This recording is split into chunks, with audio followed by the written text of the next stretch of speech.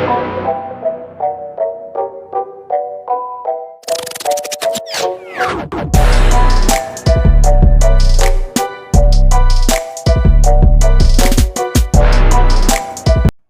Nitrates और nitrates basically हैं क्या? ये देखिए, यहाँ पे इंट्रोडक्शन में बात करेंगे कि हमारे वैसोडाइलेटर्स क्या होते हैं। यहाँ पे हमने बात करी थी नाइट्रिक ऑक्साइड की। नाइट्रिक ऑक्साइड क्या है sir? It is a potent vasodilator. ये हमारे बॉडी में पहले से भी प्रेजेंट होते हैं। और ये सर क्या करते हैं? ये हमारे बॉडी में इस तरह से प्रेजेंट होते हैं कि ये जो ऑप्टिमम डायलेशन है ये उसको मेंटेन करते हैं, जिससे ब्लड का फ्लो बना रहे। Organic nitrates and nitrites, organic nitrates and nitrites क्या होते हैं? Are simple nitric and nitrous acid of esters of glycerol. ये क्या होते हैं? Nitric and nitrous acid esters of glycerol having different volatilities, अलग अलग वोलेटिलिटीज के। एग्जांपल यहाँ पे isosorbide dinitrate, isosorbide mononitrate are solid at room temperature and nitroglycerin is moderately volatile and amyl nitrite is highly volatile. अब यहाँ पे क्या देखने को मिल रहा है कि जो नाइट्रोग्लिसरीन है ये मॉडरेटली वोलेटाइल है और जो एमिल नाइट्राइट है ये बहुत ज़्यादा वोलेटाइल है। These compounds are used in angina pectoris. These rapidly reduces the myocardial oxygen demand. हमने ये सब पढ़ा हुआ है कि भाई ये क्या करेंगे? ऑक्सीजन की डिमांड को कम करेंगे, आफ्टर लोड को कम करेंगे। आफ्टर लोड कम होगा तो ऑक्सीजन डिमांड भी कम होगी और क्या होगा फर्दर? हमारे जो हार्ट की कॉन्ट्रैक्टिलिटी और हार्ट रेट है ये भी क्या होगा? कम होगा। ठीक है, बात क्लियर है? ये हम ऑलरेडी इसकी डिस्कशन कर चुके हैं इनकी मैकेनिज्म की। They are effective in classic as well as variant angina. Classic का मतलब है स्टेबल एंजाइना एंड वेरिएंट का मतलब है अनस्टेबल एंजाइना, यानी कि दोनों में ही इफेक्टिव होते हैं। Organic nitrates cause arterial and Venus dilation. ये करते हैं हमारी आर्टरीज एंड वेन्स। चलो आर्टरीज को मैं ब्लू कलर से बना देता हूँ। देखो ये हमारी आर्टरीज हैं, तो आर्टरीज और वेन्स दोनों का ही ये क्या करते हैं? डायलेशन कराते हैं। तो ये सर क्या कराते हैं? ये हमारे सीसीबीज बेसिकली दोनों को ही डायलेशन कराते हैं। ठीक है, बात क्लियर है? Nitroglycerin and isosorbide dinitrite decrease the oxygen consumption and restore the balance between oxygen supply and oxygen demand. हमने बताया था या तो आप ऑक्सीजन की सप्लाई कम कर दो, ठीक है, ऑक्सीजन की सप्लाई कम हो गई तो भाई डिमांड भी कम कर दो, डिमांड भी कम कर दो। अगर डिमांड नहीं कम कर सकते तो भाई डिमांड बढ़ी हुई है तो सप्लाई बढ़ाओ। अब यहाँ पे क्या केस है कि या तो स्पैज्म हो गया है या फिर किसी कारणवश, सपोज एथेरोस्क्लेरोसिस के चलते या फिर और भी बहुत सारे सिम्टम्स के चलते, क्लासिकल एंजाइना के चलते, एक्सर्शनल एंजाइना के चलते, वेरिएंट एंजाइना में हमारे स्टेबल अनस्टेबल दोनों आते हैं। अब इसमें क्या है कि दोनों के ही चलते कोई ना कोई प्रॉब्लम क्रिएट हो गई है, जिससे जो हमारा ऑक्सीजन है वो पूरी तरह से हार्ट के पास नहीं पहुंच पा रहा है। और ऑक्सीजन क्यों नहीं पहुंच पा रहा है? क्योंकि ब्लड नहीं पहुंच पा रहा है। अब इन सभी चीज़ों के लिए आप क्या यूज़ कर रहे हो सर? इन सभी चीज़ों के लिए आप यूज़ कर रहे हो हमारे लिए सीसीबीज। अब सीसीबीज क्या कर रही हैं? आर्टरीज और वेन्स को क्या कर रही हैं? डायलेट कर दे रही हैं और हमारे हार्ट का जो हार्ट रेट है उसको भी डिक्रीज कर रही हैं, जिससे जो हार्ट की ऑक्सीजन डिमांड है वो क्या हो? नीचे आ जाए। हार्ट की डिमांड नीचे आ जाएगी, सप्लाई से मैच कर जाएगी तो क्या हो जाएगा? बैलेंस मेंटेन हो जाएगा। प्लस हार्ट की जो कॉन्ट्रैक्टिलिटी है हम उसको भी डिक्रीज करते हैं। अब हार्ट कॉन्ट्रैक्ट कम करेगा तो क्या होगा? उसमें कम ऑक्सीजन और ब्लड की रिक्वायरमेंट होगी। बात क्लियर है? तो nitroglycerin and isosorbide dinitrate decrease the oxygen consumption and restore the balance between oxygen supply, oxygen demand by decreasing the preload and afterload. Coronary blood flow remains unchange. जो coronary blood flow है ये क्या है? Unchange रहता है। Reduction in mean blood pressure activates the parasympathetic nervous system. अब जो हमारे मीन ब्लड प्रेशर है ये जब ऑल्टर्ड होता है तो हमारा जो हमारा सिंपैथेटिक सिस्टम है, हमारा जो ब्रेन का सिंपैथेटिक सिस्टम है ये चालू हो जाता है और ये इसको मैनेज करने में लग जाता है, जिसको हम निगेटिव फीडबैक मैकेनिज्म भी कहते हैं।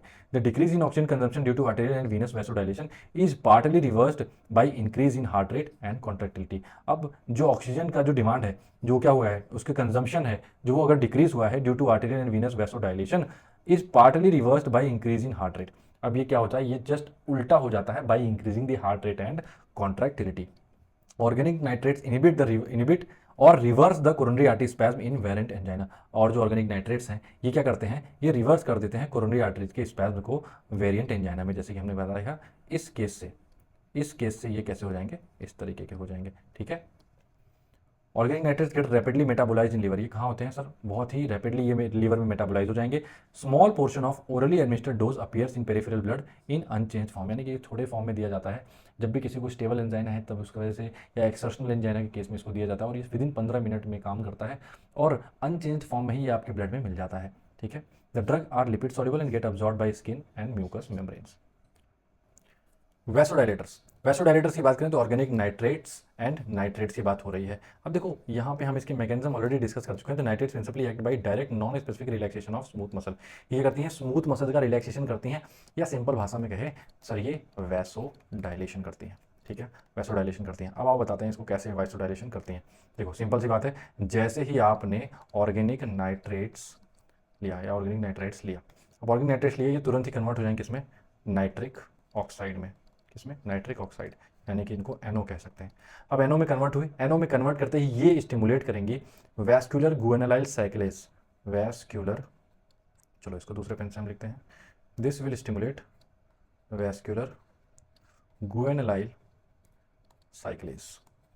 अब वैस्कुलर गुएनालाइल साइक्लेस क्या करता है, इसका काम एक ही है सर, इसका काम एक ही है, ये कन्वर्ट करेगा GTP को into CGMP, will convert GTP to CGMP, यानी गुआनिन ट्राइफॉस्फेट को गुआनिन मोनोफॉस्फेट में। गुआनिन मोनोफॉस्फेट के बहुत सारे रोल हैं। पहला, ये हमारे एक्टिन और मायोसिन बैंड्स को क्या करेगा, पास में नहीं आने देगा, जिससे क्या है, कॉन्ट्रैक्शन क्या है, नहीं हो पाएगा। अब कॉन्ट्रैक्शन नहीं होगा तो बेसिकली क्या हो जाएगा, रिलैक्सेशन। ठीक है, रिलैक्सेशन हो जाएगा। दूसरा काम ये क्या करेगा, जो हमारे साइटोसिलिक कैल्शियम है इसको भी ये क्या कर देगा, डिक्रीज कर देगा। साइटोसोलिक कैल्शियम भी क्या हो जाएगा, डिक्रीज होगा। और जितना कम कैल्शियम उतना ही कम कॉन्ट्रैक्शन, यानी कि this will also lead to relaxation. वैसे से रिलैक्सेशन ना कह के इसको हम कह सकते हैं डिक्रीज कॉन्ट्रैक्शन, यानी कि हार्ट की जो कॉन्ट्रैक्टिलिटी होगी वो भी क्या होगी, डिक्रीज होगी। तो बहुत छोटा सा बहुत प्यारा सा मैकेनिज्म है, इसको आप चाहो तो यहाँ से भी, इस वाले डायग्राम से भी रेफर कर सकते हो। ऐसे ये बहुत ही सिंप्लीफाइड वे में हमने इसको यहाँ पे समझाने की कोशिश करी है। बात क्लियर हो गई, आगे बढ़ते हैं। अब देखो इसको लैंग्वेज में कैसे लिखेंगे, enzymatic denitration of organic nitrites occurs rapidly in the smooth muscles cells. अभी क्या है यहाँ पे, इस चीज़ को, ये कहाँ पे होते हैं सर, ये स्मूथ मसल्स में होते हैं। इसको यहाँ पे लिख लो कि ये कहाँ हो रहे हैं सर, स्मूथ मसल्स में। यहाँ पे लिखो कि organic nitrites convert into nitric oxide in smooth muscle. बात क्लियर हो गई। देखो अब इसको पढ़ो, enzymatic denitration of organic nitrites occurs rapidly in smooth muscle cells which release free reactive radical nitric oxide, यानी कि इसमें कन्वर्ट हुआ ऑर्गेनिक नाइट्राइट, कन्वर्ट हो गया हमारा नाइट्रिक ऑक्साइड में। The radical activate the cytosolic guanyl cyclase which in turns increases the CGMP। अभी क्या हुआ सर, गुआनिल साइक्लेस बना, ये CGMP के लेवल को क्या करेगा, इंक्रीज करेगा by converting from GTP to CGMP। अब जब CGMP लेवल बढ़ेगा, the dephosphorylate the myosin light chain kinase MLCK via CGMP dependent protein kinase activity। अब by help of protein kinase activity ये क्या करेगा, ये हमारे एक्टिन मायोसिन बैंड्स को पास में नहीं आने देगा। अब पास में नहीं आने देगा तो क्या होगा सर, एक तरीके से रिलैक्सेशन कॉज करेगा। MLCK decreased, thus the availability of phosphorylated active MLCK is decreased। इससे क्या होगा, इससे जो हमारी phosphorylated myosin light chain kinase, MLCK क्या है सर, हमारी myosin light chain kinase, ये क्या हो जाएगी, डिक्रीज हो जाएगी, which in turns interrupt the myosin activation. ये क्या करेंगे, हमारी मायोसिन चेन्स का एक्टिवेशन क्या कर देंगी, इंटरप्ट कर देंगी। It does not interact with acting, thus does not cause contraction, hence relaxation occurs. The concentration of CGMP within the cells is also increased, which may decrease the entry of calcium ions, contributing to the relaxation। देखो कहानी पूरी यही है, पूरी कहानी। अगर आप ये पूरा चार्ट बना देते हो ना अपने कॉपी में, सफिशियंट है। लेकिन अगर आपको इसको नंबर्स में लिखना है या फिर इसको वर्ड्स में लिखना है तो आप इस तरीके से मेंशन कर सकते हो, और हमने इसके एक्सप्लेनेशन को भी देख लिया है। स्टडी ऑफ इंडिविजुअल ड्रग की बात करें, सबसे पहले आता है amyl nitrite, then we will study nitroglycerin, then हम we will study pentaerythritol tetranitrate, then isosorbide dinitrate and dipyridamole. ठीक है, तो शुरुआत करते हैं एमिल नाइट्राइट से। तो amyl nitrite is an anti hypertensive drug, is use for treating heart diseases like angina. It is also use in treatment of cyanide poisoning, इसको cyanide poisoning में भी यूज करते हैं। मैकेनिज्म क्या है, anti anginal activity of amyl nitrite is due to reduction in the systemic and pulmonary artery pressure. क्या करता है सर, आफ्टर लोड को डिक्रीज करेगा by reduction in systemic and pulmonary artery pressure, decreases the cardiac output due to peripheral vasodilation।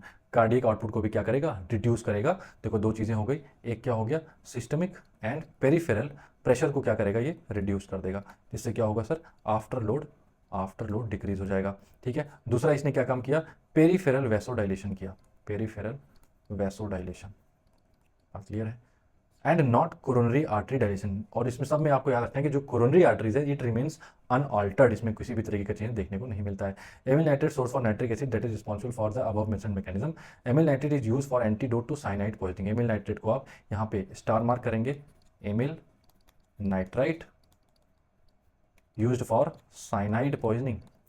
किस लिए use होते हैं, used for cyanide poisoning. Cyanide ठीक से लिख देते हैं, साइनाइड पॉइजनिंग के लिए हम इसको यूज़ करते हैं। बात क्लियर है? टू फॉर्म साइनोमिथ्योग्लोबिन जो कि क्या है, नॉन टॉक्सिक है।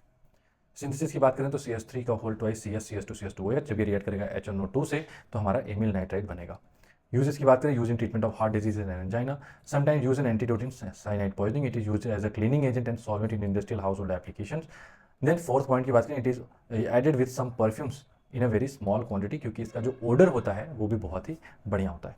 तो आइए देख लेते हैं नाइट्रोग्लिसरीन की बात। तो नाइट्रोग्लिसरीन क्या है, एक चॉइस ऑफ ड्रग है for angina pectoris and it is since, क्यों, क्योंकि इट इज क्या है, इफेक्टिव है, फास्ट एक्टिंग है, इकोनॉमिक है, देखो तेज काम करती है, हर जगह अवेलेबल है, सस्ती है, इस वजह से इसको बहुत चॉइस ऑफ ड्रग माना गया है फॉर एंजाइना पेक्टोरिस। लेकिन सेकंड बात करें, अगर इसको हम सबलिंगुअल लेते हैं तो बहुत ही तेजी से काम करती है and it the action last for an hour. ठीक है, यानी कि आपको सफिशिएंट टाइम मिल जाएगा कि आप किसी भी नियर बाई हॉस्पिटल तक पहुंच सकते हैं। सिंथेसिस की बात करें तो क्या होगा सर, डिहाइड्रेटेड ग्लिसरीन जब भी रिएक्ट करेगा, चलो मैं पेन चेंज कर लेता हूँ यहाँ से, कि भाई डिहाइड्रेटेड ग्लिसरीन जब रिएक्ट करेगा हमारी नाइट्रिक एसिड से और सल्फ्यूरिक एसिड से तो हमको नाइट्रोग्लिसरीन देखने को मिलेगा। ये है हमारे नाइट्रोग्लिसरीन का स्ट्रक्चर, इस तरीके से आप इनको लर्न कर सकते हैं। मैकेनिज्म ऑफ एक्शन की बात करें तो nitroglycerin act by dilating the blood vessel thus affecting the vascular smooth muscles, it decreases the cardiac oxygen demand in case of stable angina and increases the oxygen supply in the variant angina. Uses की बात करें, it is administered sublingually for treating angina and left ventricle failure. Next बात करें, its intravenous administration helps in controlling the hypertension during heart surgery and in congestive heart failure, unresponsiveness to general treatment. Last point की बात करें, as result of improved left ventricular function and reduce pulmonary artery pressure, it provides sudden relief, ये तुरंत relief provide कराता है इन पैराक्सिमल nocturnal dyspnoea. ठीक है, यानी कि रात के सिचुएशन में जब ऐसी कोई चीज़ें होती हैं और नॉक्टर्नल डिस्पनिया, जब आपको नींद नहीं आती है, तब के टाइम पे भी ये यूज़ किया जाता है।